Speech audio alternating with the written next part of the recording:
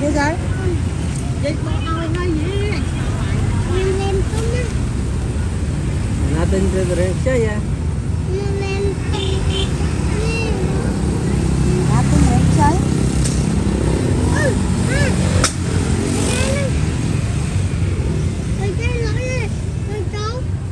Điện luôn này mà. Tạp này.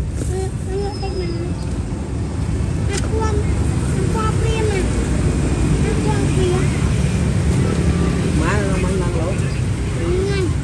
Đi lỗ đi tôi. Sát.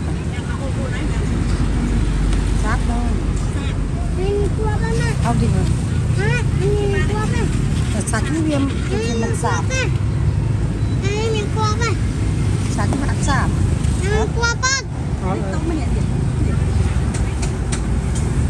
Anh đã sạch cái ai không? Con trong mà chưa chứ nó hết.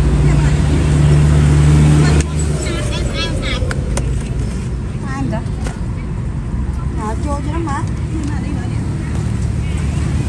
Apa ba? Mau cái gì nãy rồi.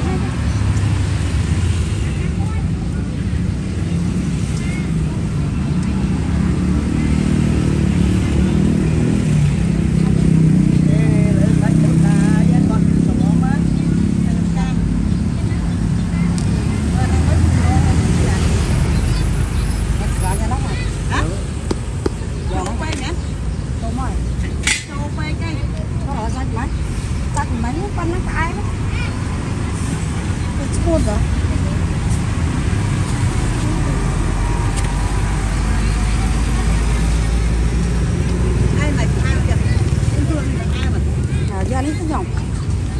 Nó có cuốn. Trời. Hả? Có cuốn.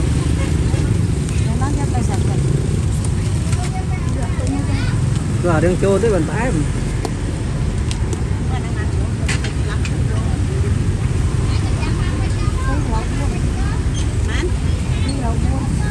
Nói thì không. Giờ nó giờ. Tao nhớ là được bây giờ cho nó. Ba.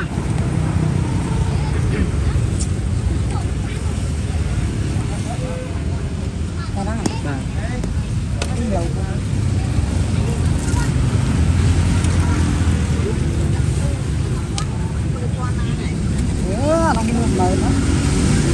Tên là ăn thôi, tên là ngọt hâu. Nó vậy thôi. Nó không lên cái gì?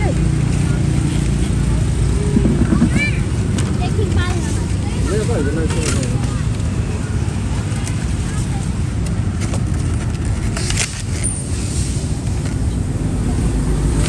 Bữa apa đây cái mà. Bóc đứng có kia à, đứng khó làm đứng đó. Đây khi ba có năng lực. Đẹp mực nữa ha.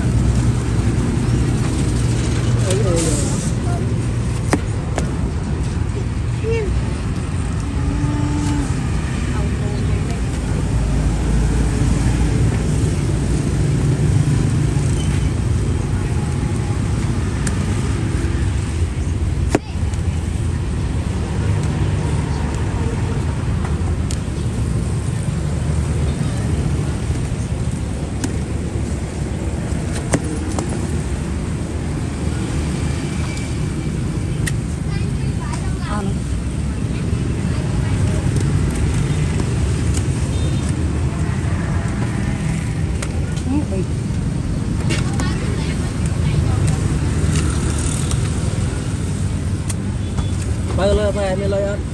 Lời mẹ gì? Mà mẹ đấy mẹ cha mày tung nắng rồi. Nắng ở chân. Nắng rồi.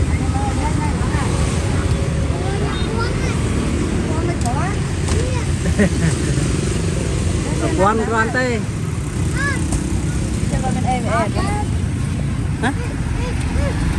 Miền đó. Cho em dừng miền. Gì ạ? Kinh dâu thế, mà dây dâu thế.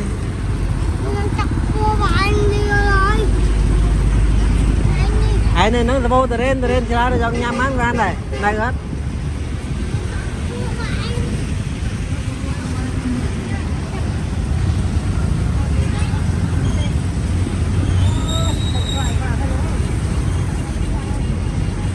Vâng.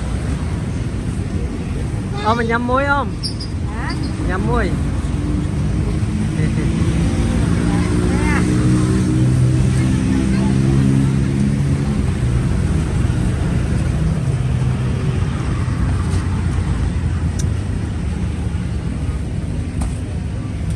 Nói kìa.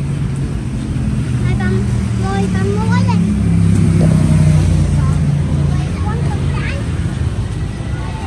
Dari con mau bên nào vậy? Hả? Dari con mau bên nào? Cam. Con chàm.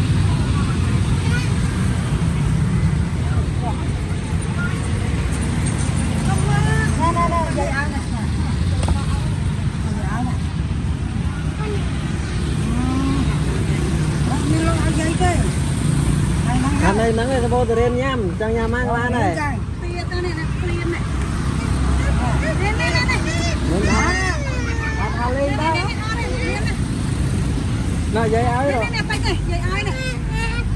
Tôi đây bàn tóc đây, bàn tóc đây. Con dây này, con dây. Mình tắt này đẹp đẹp đó. Tao hả nào nè.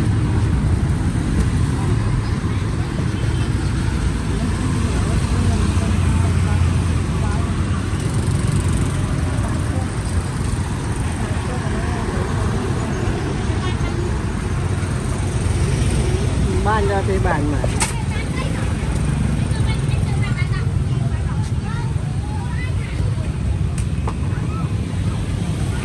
Đây là mua giấy nữa thôi. Làm ba rồi. Anh nhắm để Thật đây. Nên cái này cái tóc. Mẹ dây qua tao anh ăn lên hay là teo anh ta.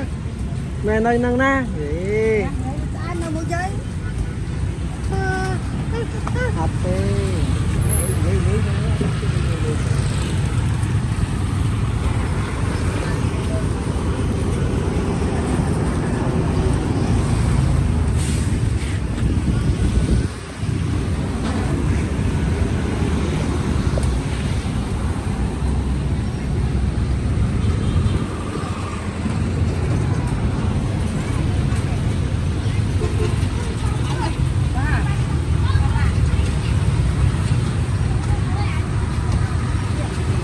Đang đang hai là lái tay xe.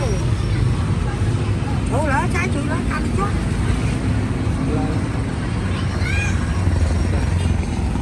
Dạ.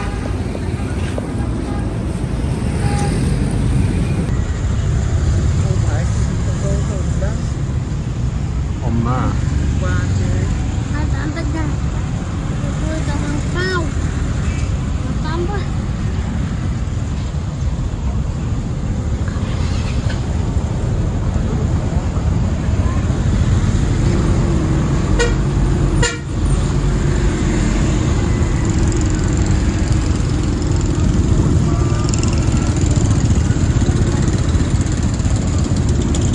Buat motor aja.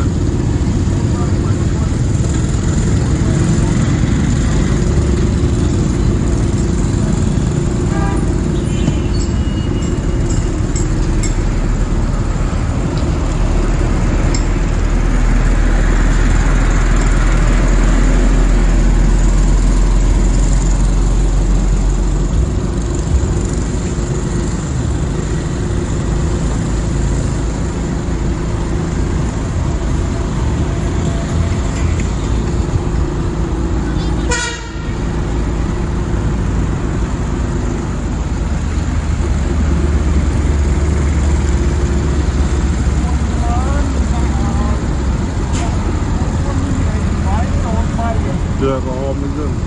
Hả? Chưa có hôm nữa.